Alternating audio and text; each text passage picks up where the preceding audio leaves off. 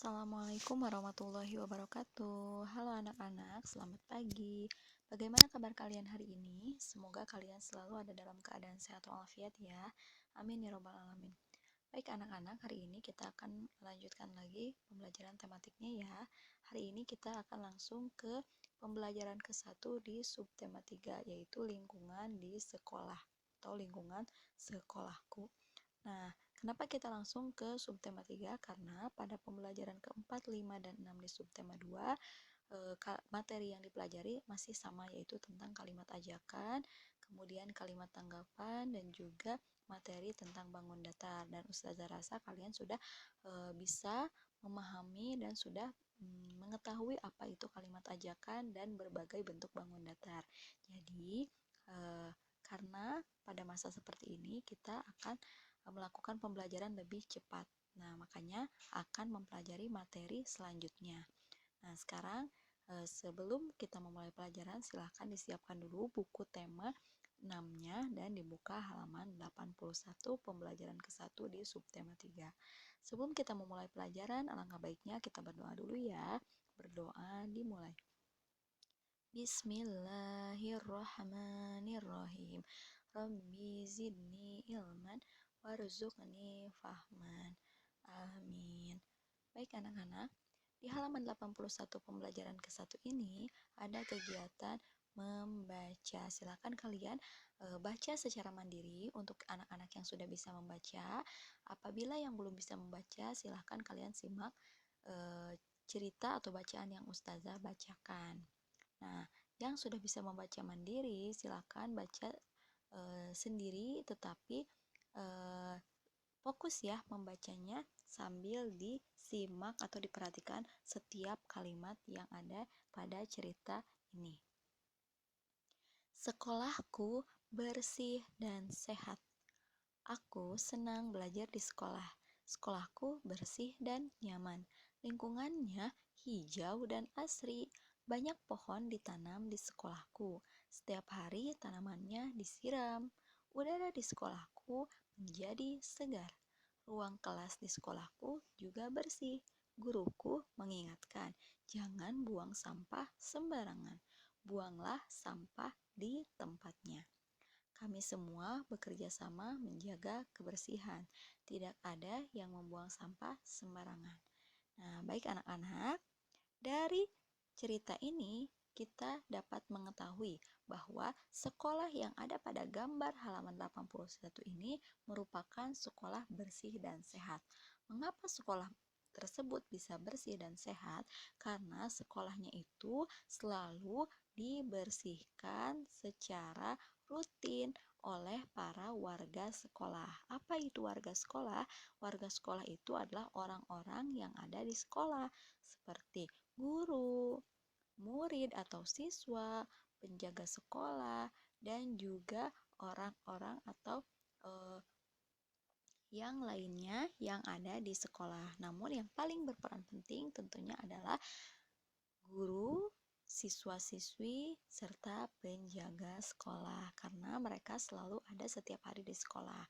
Nah, dari bacaan ini, selain sekolahnya selalu dibersihkan, kemudian sekolahnya juga selalu dirawat dengan cara menanam pohon, pohonnya dirawat, disiram, kemudian sampah-sampahnya dibersihkan, dan guru di sekolah ini selalu mengingatkan agar tidak membuang sampah atau tidak membuang sampah sembarangan, dan harus membuang sampah itu pada tempatnya. Nah, selain guru yang selalu mengingatkan, anak-anak di sekolah tersebut juga selalu peduli akan kebersihan lingkungan sekolahnya. Mereka selalu bekerja sama menjaga kebersihan dan juga tidak ada yang membuang sampah sembarangan. Nah, itu adalah hal-hal yang mereka lakukan sebagai warga sekolah untuk mewujudkan sekolahnya yang bersih dan sehat. Nah, dari cerita ini kita dapat belajar ya anak-anak, bahwa jika kita ingin memiliki atau kita ingin Membuat sekolah kita menjadi bersih dan sehat, maka kita harus sama-sama menjaga kebersihan sekolah kita dengan cara membersihkan secara rutin, kemudian memelihara tanaman yang ada di sekolah kita, kemudian saling mengingatkan untuk selalu menjaga kebersihan. Nah, anak-anak, jika kita perhatikan baik-baik di cerita ini ada kalimat perintah. Apa itu kalimat perintah? Nah, anak-anak, kalimat perintah itu adalah kalimat yang berisi suruhan agar kita melakukan hal baik yang e, dapat dapat membuat lingkungan atau dapat membuat sesuatu menjadi baik. Nah, seperti itu ya. Kalimat perintah itu adalah kalimat menyuruh atau memerintahkan supaya melakukan sesuatu sesuai dengan kalimat perintah tersebut. Nah, pada cerita ini salah satu contoh kalimat perintahnya adalah buanglah sampah di tempatnya. Jadi, kita diperintahkan untuk kalau sampah itu harus dibuang pada tempatnya. Kalau misalkan sampahnya tidak dibuang di tempatnya, maka kita melanggar kalimat perintah tersebut. Ya, anak-anak, seperti itu. Nah, sekarang dari cerita yang ada di halaman 81 ini, silahkan kalian jawab pertanyaan-pertanyaan dari nomor 1 sampai nomor 5 sambil didiskusikan dengan orang tua. Ya, dari halaman 81 ini tadi Ustazah sudah menjelaskan bahwa di halaman 81 itu adalah kegiatan-kegiatan, banyak kegiatan-kegiatan yang dilakukan oleh siswa-siswi dan juga guru untuk menjaga kebersihan sekolah agar sekolahnya menjadi bersih dan sehat. Nah, silakan kalian diisi ya pertanyaan-pertanyaan yang ada di halaman 82 dari nomor 1 sampai nomor 5. Nah, untuk nomor yang pertama, judul bacaan. Apa judul bacaan tersebut? Nah, judul itu adalah bagian paling atas dalam suatu bacaan ya. Jangan sampai lupa ya anak-anak, kita sering menyebut atau belajar tentang apa itu judul bacaan. Judul bacaan itu adalah bagian paling atas dari suatu bacaan. Dan di halaman 81 ini judul bacaannya diperjelas dengan cara dicetak berwarna merah. Nah, itu adalah isinya ya anak-anak. Silahkan untuk nomor 2 sampai nomor 5 kalian mengerjakan secara mandiri dan sambil dipandu oleh orang tua di rumah. Nah, selanjutnya untuk halaman 82 yang paling bawah yang harus diisi adalah menuliskan kalimat perintah yang ada di halaman 81 tentang bacaan yang tadi Ustazah bacakan. Kalimat perintah itu apa? Kalimat perintah itu sekali lagi adalah kalimat yang berisi suruhan atau perintah agar kita melakukan sesuai dengan petunjuk yang ada pada kalimat perintah tersebut. Nah, contohnya yang tadi adalah buanglah sampah di tempatnya. Nah, itu adalah isinya ya anak-anak. Silahkan kalian salin kata buanglah sampah di tempatnya di halaman 82 ini. Yang rapi ya anak-anak menulisnya. Nah, baik, selanjutnya kegiatan selanjutnya adalah menentukan kalimat-kalimat mana yang termasuk kalimat perintah.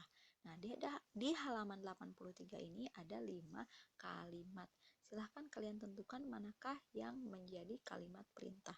Sekali lagi, kalimat perintah itu adalah kalimat suruhan atau perintah yang bahwa kita harus melakukan perintah tersebut sebagai petunjuk. Nah, jadi dari kalimat nomor 1 sampai nomor 5 ini manakah yang menjadi kalimat perintah? Silahkan kalian beri tanda checklist pada kotak yang berwarna hijau yang menunjukkan apakah kalimat tersebut kalimat perintah atau bukan. Ya, anak-anak, silahkan kalian baca baik-baik, simak baik-baik, dan tentukan apakah nomor 1 sampai nomor 5 itu kalimat perintah atau bukan.